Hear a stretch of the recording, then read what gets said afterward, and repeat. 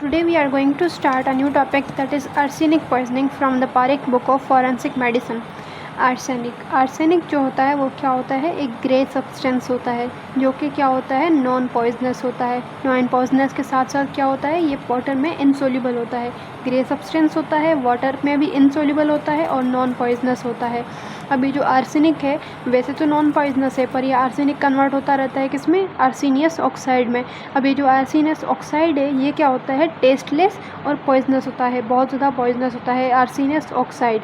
अब ये जो आर्सेनिक होता है वो क्या करता है, टॉक्सिसिटी कैसे करवाता है कि आर्सेनिक जो है कंबाइन कर जाता है किसके साथ, सल्फाहाइड्रल एंजाइम के साथ, जो हमारे बॉडी में प्रेजेंट होते हैं। तो वहाँ पे क्या होता है, सल्फाहाइड्रल एंजाइम के साथ अगर बाइंड कर दिया तो वहाँ पे सेल मेटाबॉलिज्म हमारा इंटरफेयर हो जाएगा, या हमारा सेल मेटाबॉलिज्म मतलब ख़राब हो जाएगा। तो उस हिसाब से तो आर्सेनिक जो है उनमें कौन से एक्शंस होते हैं, एक तो लोकल एक्शन होता है, दूसरा रिमोट एक्शन होता है। तो लोकल एक्शन कौन सा होता है, ये इरिटेशन करवाता है किसकी, म्यूकस मेम्ब्रेन की इरिटेशन करवाता है। और अगर रिमोट एक्शन को देखें तो क्या करवाता है, डिप्रेशन करवाता है किसकी, CNS की। लोकल एक्शन में इरिटेशन ऑफ म्यूकस मेम्ब्रेन और रिमोट में क्या करवाता है, डिप्रेशन ऑफ CNS। अब ये आर्सेनिक ऑक्साइड, इसे हम क्या कहते हैं, AS2, इसका फार्मूला है AS2O3, मतलब आर्सेनिक ट्राईऑक्साइड। तो इसे हम जो है आर्सेनिक नॉर्मली भी कहते हैं क्योंकि ये कन्वर्टेड फॉर्म है किसका, आर्सेनिक का, या वाइट आर्सेनिक भी कहते हैं। और आर्सेनिक ऑक्साइड को और क्या कहते हैं, आर्सेनियस एसिड भी कहते हैं, आर्सेनियस ट्राईऑक्साइड भी कहते हैं। ट्राईऑक्साइड इसलिए क्योंकि इसमें 3 ऑक्सीजन है, तो आर्सेनिक ट्राईऑक्साइड। और ये जो आर्सेनियस ऑक्साइड होता है वो 2 फॉर्म में एग्जिस्ट करता है। कौन से 2 फॉर्म में एग्जिस्ट करता है, एक तो वाइट क्रिस्टलाइन और दूसरा ओपेक ब्रिटल मास की शेप में ये एग्जिस्ट करता है। वाइट क्रिस्टलाइन और ओपेक ब्रिटल मास की फॉर्म में ये एग्जिस्ट करता है। तो आर्सेनियस ऑक्साइड को क्या करते हैं, होमिसाइडल पर्पस के लिए यूज़ करते हैं। होमिसाइडल पर्पस के लिए कैसे यूज़ करते हैं कि ये टी में या मिल्क में डिज़ोल्व करके दे देते हैं, क्योंकि ये सरफेस पे बिल्कुल रिटेन रहता है। आर्सेनिक ऑक्साइड्स के अलावा क्या होता है, आर्सेनिक के सल्फाइड्स भी होते हैं। तो आर्सेनिक सल्फाइड्स कौन से फॉर्म में होते हैं, 2 फॉर्म में, आर्सेनिक ट्राईसल्फाइड्स होते हैं, दूसरे आर्सेनिक डाइसल्फाइड्स होते हैं। जो आर्सेनिक ट्राईसल्फाइड्स होते हैं वो कौन से कलर के हैं, येलो कलर के, और जो आर्सेनिक डाइसल्फाइड्स हैं वो रेड कलर के। इनके पर्टिकुलर नेम्स भी हैं पर इतना नेम्स को याद करना इंपॉर्टेंट नहीं है। और इसके अलावा कॉपर कंपाउंड्स किसके, आर्सेनिक के, उनको हम क्या कहते हैं, हिरवा। नॉर्मल फॉर्म में लैंग्वेज में हम क्या कहते हैं, हिरवा। तो ये 2 फॉर्म में होते हैं, एक तो सीहिल्स ग्रीन और दूसरा पेरिस या एमरलैंड ग्रीन, पेरिस या एमरलैंड ग्रीन, और दूसरा सीहिल्स ग्रीन। अभी जो सीहिल्स ग्रीन होता है उसे हम क्या कहते हैं, कॉपर आर्सेनाइड। और जो पेरिस एमरलैंड ग्रीन होता है, जो आर्सेनिक का कॉपर कंपाउंड है, वो क्या होता है, वो कॉपर एसिटोआर्सेनाइड होता है। कॉपर एसिटोआर्सेनाइड क्या है, पेरिस ग्रीन होता है। और सीहिल्स ग्रीन कौन सा है, कॉपर आर्सेनाइड। तो ये कॉपर कंपाउंड्स के किसके, आर्सेनिक के। अब इसके सिम्टम्स क्या होंगे, उसकी अगर टॉक्सिसिटी हो जाए आर्सेनिक की तो सिम्टम्स ये होंगे कि इनके ज़्यादातर सिम्टम्स जो होते हैं कहाँ पे होते हैं, GIT में सिम्टम्स होते हैं मोस्टली। तो GIT में कैसे सिम्टम्स होंगे कि पहले उसे बर्निंग पेन होगा। बर्निंग पेन कहाँ पे होगा, उसे स्टमक में होगा, ईसोफेगस में होगा और एपिगैस्ट्रियम में होगा। और जो वॉमिटिंग्स भी होंगी, वॉमिटिंग्स पहले तो उनको जो है स्टमक के कंटेंट्स ही आ रहे होंगे वॉमिटिंग्स में, देन उसे जो है बाइल आ रहा होगा वॉमिटिंग्स में, देन म्यूकस आता है, देन ब्लड आता है। ऐसी काफ़ी सारी चीज़ें वॉमिटिंग्स में आना शुरू हो जाती हैं। और उसके अलावा क्या होता है, डायरिया होता है, उस बंदे को डायरिया हो जाता है। बर्निंग पेन, वॉमिटिंग्स, डायरिया और टेनिसमस की फीलिंग्स आती हैं उस पेशेंट को, उस पर्सन को।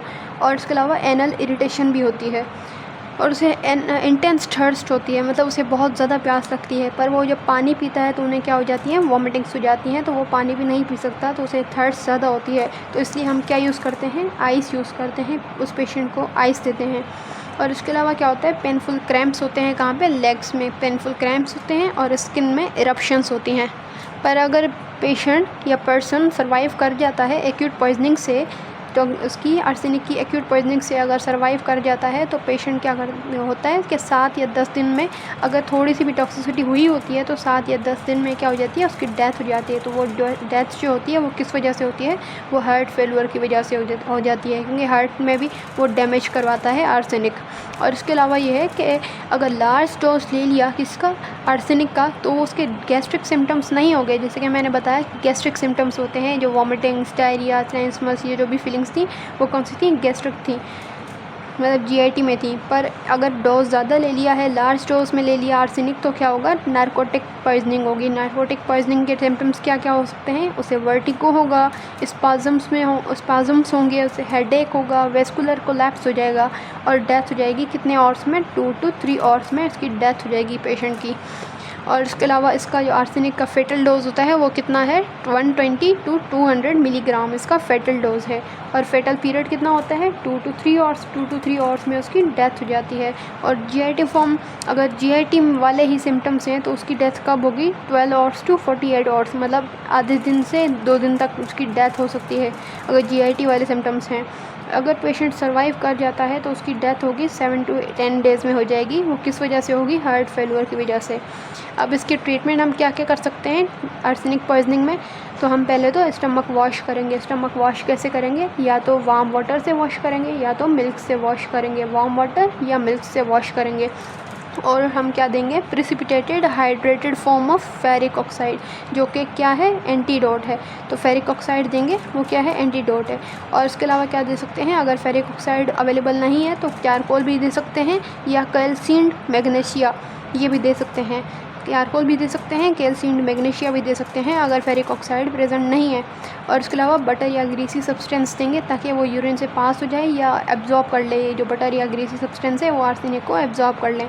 और इसके अलावा सेलाइन परगेटिव थोड़ा सा उसमें स्टमक में रख देंगे, या लेफ़्ट हो जाए, जो हो जाता है ना वहाँ पे रह जाता है स्टमक में, तो वो हम रहने देंगे ताकि वो आर्सेनिक को एब्जॉर्ब करता रहे अगर जो भी आर्सेनिक एडिशनल है तो। अब आता है सिस्टमिक इफ़ेक्ट्स की ट्रीटमेंट। जो सिस्टमिक मतलब ब्लड में जो भी उसके आर्सेनिक के इफ़ेक्ट्स हुए तो उसकी ट्रीटमेंट कैसे करेंगे कि हम इंट्रामस्कुलर इंजेक्शन देंगे। किसका, डाइमर कैप्रोल का, जिसे हम बॉल भी कहते हैं। डाइमर कैप्रोल जिसे हम क्या कहते हैं, बॉल। तो वो क्या करवाएगा कि भाई सल्फा हाइड्रोल एंजाइम की जो इनहिबिशन हो रही थी ना आर्सेनिक की वजह से, तो वो इनहिबिशन को रोक देगा, तो हमारा मेटाबॉलिज्म बिल्कुल नॉर्मल हो जाएगा। किसकी वजह से, डाइमर कैप्रोल की वजह से, जो हम एज अ ट्रीटमेंट देंगे इंट्रामस्कुलर इंजेक्शन में। और उसके अलावा क्या देंगे, पैरेंटल फ्लूइड्स देंगे, क्योंकि उसके डिहाइड्रेशन हो रही होगी या थर्स्ट हो रही होगी, तो उसे हम कॉप अप करने के लिए हम पैरेंटल फ्लूइड्स देंगे। उसके अलावा ग्लूकोज देंगे और सोडियम बाइकार्बोनेट, ताकि एसिड बेस बैलेंस जो है वो मेंटेन हो जाए। और ग्लूकोज इसलिए देंगे ताकि लिवर डैमेज ना हो। ग्लूकोज होगा तो लिवर डैमेज नहीं होगा। और अगर मॉर्फिन देंगे ताकि उसे पेन ना हो पेशेंट को। और आइस देंगे क्योंकि थर्स्ट हो रही है उस पेशेंट को, क्या हो रही है, थर्स्ट हो रही है, तो हम आइस भी देते हैं। और पोस्टमार्टम अपीयरेंस में क्या हो सकता है कि वो बिल्कुल उसकी बॉडी क्या होगी, डिहाइड्रेटेड बॉडी होगी और साइनोस्ट बॉडी होगी। मतलब साइनोस्ट मतलब ब्लू कलर की बॉडी हो जाएगी उसकी, और आईबॉल संकिन हो जाएंगे, बिल्कुल अंदर चले जाएंगे। और स्किन क्या हो जाएगी, रिंकल्ड स्किन हो जाएगी, बिल्कुल ओल्ड एज जैसे स्किन होती है वैसे हो जाएगी। और उसके अलावा क्या होगा, जॉन्डिस्ड हो जाएगा पेशेंट, मतलब येलो कलर का हो जाएगा जॉन्डिस्ड। ये एक्सटर्नल अपीयरेंस थी, एक्सटर्नली पेशेंट ऐसा नज़र आएगा पोस्टमार्टम मतलब डेथ के बाद। अगर इंटरनली देखें इनसाइड, तो क्या हो सकता है कि स्टमक रेड वेलवेट की तरह हो जाएगा, रेड वेलवेट की तरह। और म्यूकोसा जो होगा उसका वो रेड होगा, एडिमेटस होगा और स्वेलोन होगा, मतलब सूजा हुआ होगा। और क्या हो सकता है, पाइलोरस, मतलब स्टमक में जो पार्ट्स होते हैं ना, कार्डियक या पाइलोरस, तो पाइलोरस होता है ना स्टमक का, उसमें क्या हो जाएगी, अल्सरेशन हो जाएगी। और क्या हो सकता है, इन्फ्लेमेशन होगी स्मॉल और लार्ज इंटेस्टीन की। लार्ज इंटेस्टीन मोस्टली रेक्टम की इन्फ्लेमेशन होती है मोस्टली। और पेटेशियल हेमरेजेस मतलब स्मॉल ऐसे डॉटेड उसमें ब्लड डॉट्स नज़र आएंगे, तो पेटेशियल हेमरेजेस हो सकते हैं कहाँ पे, लेफ़्ट वेंट्रिकल में। लेफ़्ट वेंट्रिकल भी कौन सी पार्ट में, एंडोकार्डियम में। तो ये पेटेशियल हेमरेजेस होंगे। तो ये इंटरनली अपीयरेंस थी। और क्या हो सकता है, लिवर या हार्ट या किडनीज़ की क्या हो सकती है, फैटी डीजनरेशन हो सकती है। फैटी डीजनरेशन किसकी, लिवर की, हार्ट की या किडनी की। और सिम्टम्स क्या हो सकते हैं, अगर उसे क्या हो, क्रॉनिक पॉइजनिंग हो, तो उसमें क्या होगा, 4 स्टेजेस होती हैं। तो फर्स्ट स्टेज में क्या होता है, न्यूट्रिशनल या जीआईटी की डिस्टर्बेंसेस होंगी, जीआईटी या न्यूट्रिशनल डिस्टर्बेंसेस होंगी। और सेकेंड स्टेज में क्या होगा, कैटरल चेंजेस होंगी। सेकेंड स्टेज में क्या है, कैटरल चेंजेस होंगी। फर्स्ट स्टेज में न्यूट्रिशनल या जीआईटी डिस्टर्बेंसेस होंगी। थर्ड स्टेज में स्किन के रैशेस अपीयर हो जाएंगे। और फोर्थ स्टेज में क्या होगा, नर्वस डिस्टर्बेंसेस हो जाएंगे। और फर्स्ट स्टेज में जो है इमेशिएशन, मतलब कि उसे एक्सट्रीमली वो वीक हो जाएगा पेशेंट, बिल्कुल वीक, और उसकी ग्रोथ कम हो जाएगी, बिल्कुल इमेशिएशन, ये फर्स्ट स्टेज में होता है। और उसके अलावा क्या होगा, एपिटाइट भी उसकी लॉस हो जाएगी, नोजिया, वोमिटिंग, डायरिया ये भी इसके साथ साथ होगा। और सेकेंड स्टेज में क्या हो सकता है कि उसे बिल्कुल कॉमन कोल्ड की फीलिंग्स आएंगी कि मुझे बुखार हो रहा है या सर्दी लग रही है, तो उस हिसाब से सेकेंड स्टेज में ये होता है कंजक्टाइवाइटिस होता है, कंजक्टाइवाइटिस, मतलब मेरी प्रोनाउंसिएशन बहुत ही बुरी है। और इसके अलावा क्या हो सकता है, कफिंग हो सकती है और हॉर्सनेस ऑफ वॉइस हो सकता है। और इसके अलावा आइज़ या नोज़ जो है वो रनिंग होंगे, मतलब उसमें से वाटर है निकल रहा होगा। तो क्या हो सकता है, कॉमन कोल्ड की फीलिंग होगी, कफिंग होगी, कंजक्टिवाइटिस होगा, रनिंग आइज़ एंड नोज़ होगा, हॉर्सनेस ऑफ वॉइस होगा। ये सेकेंड स्टेज में हो रहा है। और थर्ड स्टेज में क्या होगा कि स्किन रेशेस अपीयर होंगे और वेजिकुलर इरप्शंस होंगी। और इसके अलावा क्या हो सकता है, स्किन की ब्राउन कलर की पिगमेंटेशन हो जाएगी, पैची ब्राउन कलर की पिगमेंटेशन हो जाएगी, जिसे हम क्या कहते हैं, रेन ड्रॉप। तो इस वजह से हम इस पेशेंट को हम गलती में कह सकते हैं कि ये एडिसन डिजीज़ का पेशेंट है, क्योंकि उसमें भी वही होता है, ब्राउन पिगमेंटेशन हो जाती है स्किन की। पर यहाँ पे क्या होगा, किस वजह से हो रहा है, आर्सेनिक पॉइजनिंग की वजह से ब्राउन कलर की पिगमेंटेशन हो रही है स्किन की। और क्या हो सकता है, हाइपरकेराटोसिस हो सकता है, और हेयर भी उसके फॉल होना शुरू हो जाएंगे, नेल्स भी ब्रिटल हो जाएंगे, और नेल्स फिंगर के या टोस के नेल्स जो होंगे उनमें क्या होगा, मीज लाइंस या वाइट बैंड्स अपीयर होना शुरू हो जाएंगे। और फोर्थ स्टेज हमने पढ़ी कि नर्वस डिस्टर्बेंसेस होती है ना, तो नर्वस में क्या हो सकता है कि टिंगलिंग हो सकती है या नमनेस हो सकती है, हैंड्स या फीट्स की क्या हो सकती है, टिंगलिंग या नमनेस हो सकती है। और इसके अलावा टेंडरनेस, पैरासिस भी हो सकता है। और आर्सेनिक न्यूराइटिस मतलब न्यूरॉन्स का क्या हो सकती है, इन्फ्लामेशन हो सकती है, तो आर्सेनिक न्यूराइटिस हो सकता है। और लिवर डैमेज, किडनी या बोन मेरो डैमेज भी हो सकता है, liver, kidney, bone marrow damage हो सकता है। और हार्ट को भी इन्वॉल्व कर सकता है। अगर फोर्थ स्टेज में हार्ट इन्वॉल्व हो गया तो फिर क्या होगी, डेथ हो जाएगी।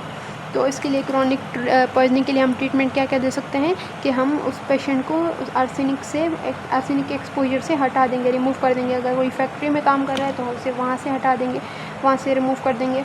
और इसके अलावा क्या देंगे, डाइमरकैप्रोल, जो एक्यूट पॉइजनिंग में भी हमने दिया था, तो बॉल या डाइमरकैप्रोल देंगे। और इसके अलावा क्या दे सकते हैं, विटामिन बी कॉम्प्लेक्स दे सकते हैं, और इंट्रावेनस सोडियम थायोसल्फेट हम उसे देंगे। और कंप्लीट रिकवरी उसकी हो जाएगी 6 मंथ्स टू 1 ईयर में, उसकी कंप्लीट रिकवरी हो जाएगी अगर टॉक्सिसिटी हुई भी होगी। और पोस्टमार्टम अपीयरेंस में क्या हो सकता है कि उस पेशेंट को आप देखेंगे तो उसे एनीमिक होगा पेशेंट बिल्कुल, और फैटी डिजेनरेशन होगी, हार्ट में, लिवर में, किडनीज़ में क्या होगी, फैटी डिजेनरेशन होगी। और इसके अलावा क्या हो सकता है, एमेशिएशन मतलब वीकनेस वो होगी उससे। और कंजेशन ऑफ जीआईटी का कंजेशन हो जाएगा। और अगर माइक्रोस्कोप पे देखें तो पेरिफेरल न्यूरोपैथी हो जाएगी।